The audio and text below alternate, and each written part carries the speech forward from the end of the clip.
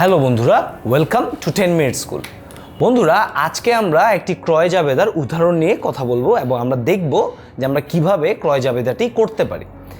আমাদের কাছে যে উদাহরণটি রয়েছে সেটি হচ্ছে যে আমাদেরকে বলেছে যে সাকিব এন্টারপ্রাইজের নিকট হতে 10টি ব্যাট ক্রয় প্রতিটি 2000 টাকা দরে, ব্যবসায়িক বার্তা 10%, চালান নম্বর 22, বিক্রয় শর্ত 210, নিট 30।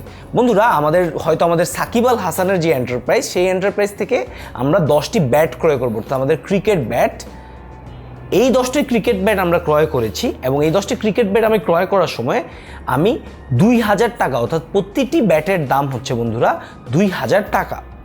এখন আমাদের জন্য ক্রয় জাবেদা করার জন্য সবসময় যেই গুরুত্বপূর্ণ জিনিসগুলো মার্ক করবে বন্ধুরা, সেটি হচ্ছে ব্যবসায়িক বার্তা কত, ব্যবসায়িক বার্তা 10%, চালান নম্বর কত, চালান নম্বর 22, এবং বিক্রয় শর্ত বন্ধুরা এটি সবচেয়ে গুরুত্বপূর্ণ 210, নিট 30। তোমাদেরকে আগেই জানিয়েছি যে বিক্রয় শর্ত কীভাবে কাজ করে, তারপরেও আমরা যদি আবার একটু রিমাইন্ডার নিই।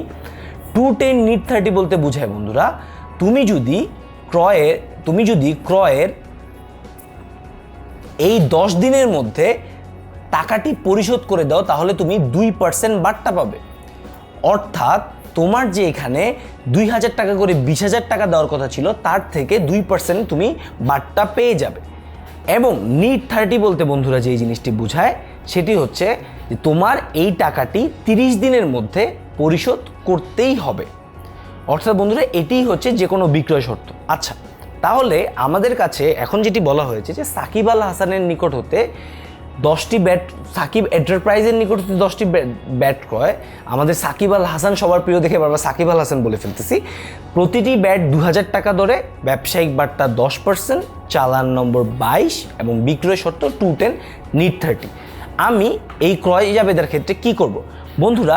তারিখ আমরা ধরে নিই এই ক্রয়টি হয়েছে 2018 সালের জানুয়ারি মাসের 20 তারিখে। আমরা লিখলাম 2018 জানুয়ারি 20 তারিখে। এখন বন্ধুরা, ক্রেডিট হিসাব খাতে আমরা কি লিখি তোমাদের কি মনে রয়েছে? ক্রেডিট হিসাব খাতে আমরা যার থেকে ক্রয় করি সেই প্রতিষ্ঠানের নাম লিখি। এখানে প্রতিষ্ঠানের নামটি কি বন্ধুরা? এখানে প্রতিষ্ঠানের নামটি হচ্ছে সাকিব এন্টারপ্রাইজ। তাহলে আমরা এখানে লিখব সাকিব এন্টারপ্রাইজ। আচ্ছা, তারপরে শর্ত, আমরা সবাই জানি যে বিক্রয় শর্তটি কি দেওয়া হয়েছে, 210, নিট 30। বন্ধুরা, আমরা সূত্রের ঘরে কোনো কিছু লিখব না, সূত্রের ঘরে একটি টিক দিয়ে দিব। এবং তারপরে বন্ধুরা আমাদের পঞ্চম যে ঘরটি রয়েছে, যেখানে প্রথমেই দেখো বন্ধুরা কি লেখা আছে, ক্রয় হিসাব ডেবিট, প্রদেয় হিসাব ক্রেডিট।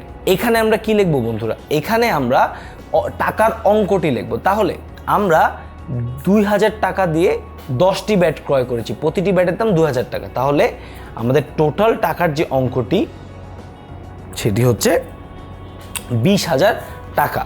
তাহলে বন্ধুরা এই ক্রয় জাবেদাটি আমরা শেষ করতে পারি মোট 20,000 টাকা। আশা করি বন্ধুরা তোমরা বুঝতে পেরেছো যে কিভাবে আমরা যে কোনো ধরনের ধারের ক্রয় জাবেদায় রূপান্তর করতে পারি। পরবর্তী ভিডিওগুলোতে তোমাদের সাথে বিশেষ জাবেদা নিয়ে আরও কথা হবে। তার পর্যন্ত ধন্যবাদ বন্ধুরা।